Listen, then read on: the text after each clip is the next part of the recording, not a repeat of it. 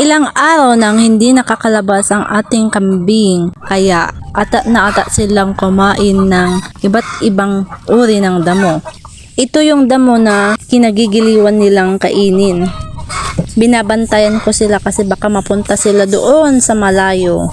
May tali naman sila pero hindi nakabaon sa lupa. Medyo matubig pa dito sa bukid pero okay lang kasi 1 oras lang naman kami dito tapos uuwi na. Kukuha lang kami ng mga ipapakain na pwede sa kanila. May nakita kaming maramais na pwedeng ipakain sa kambing pero hindi namin kinuha kasi hindi naman sa amin.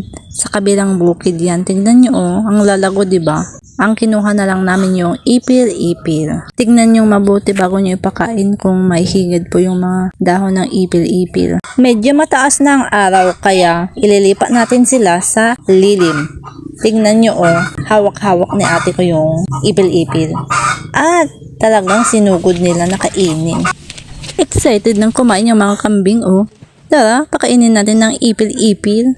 At kumakain na rin pala sila ng saluyot. Tignan nyo naman itong kambing, halos gamitin na niya ang kanyang paa para makyat lamang yung gusto niyang kainin. Ito pala yung damo na gusto niyang kunin At yan, paborito niyang kainin itong pilpil-tong. Nakajakpat siya ng kangkong. Kinakain niya Diyan lang sila sa tambak kasi walang tubig. Pastol time na naman.